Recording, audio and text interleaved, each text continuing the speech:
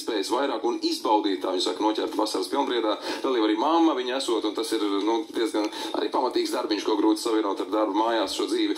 Protams, arī daudz citu stāstu. Jānis Streičs, kino režisors, kā viņam tagad klājas, un par to, ka viņš, kā viņš skatās vēl uz kaut kādas, varbūt, filmas izveidošanu. Streičs saka, iesākts daudz, laika atlicis gaužām maz, daudz interesantu stāstu no ieras stāstiem. Un vēl arī žurnāls Lauku māja.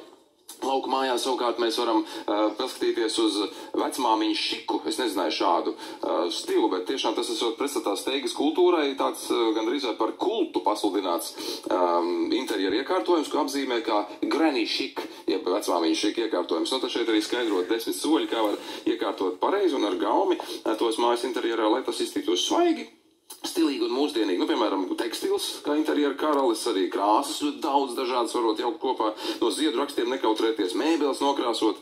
Līdzsvars, protams, ir visā arī svarīgs. Gaismas izklieda, tapetes, granny chic. Tiešām nezināju, daudz, kas savas mājas izvērpšanā iespējams jau rociņas sniedzās jau, ja? Jā, es domāju, es zinu, ka tev notiek remonts mājās. Granny chic. Es tev neļaušu vairs iegoties par šo tēmātu, jā, par to mēs pārnāsim vairs. Bet es savukārt vēl gribēju padalīties par lokālajām ziņām, par to, kas arī sociālajos medijos ir piesaistījis, vismaz manu uzmanību, man liekas, arī daudz vairāk mūsu citu kolēģu.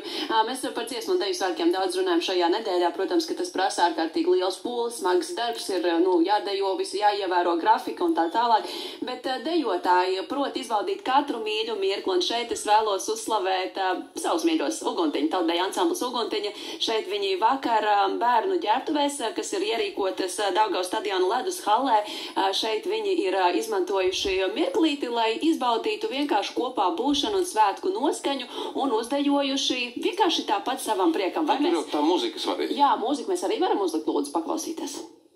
Nevaram. Žēl. Žēl, tas gan, jā.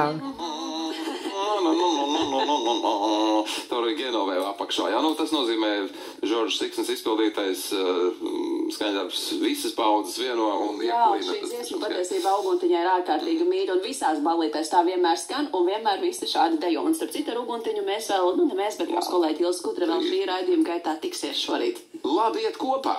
Tā par Rīgas Skolēnpils teātra Zīļuks dalību dziesmu un deju svētkos saka šī teātra vadītāja Laura Paegli. Un šogad teātra dalībnieki skatīs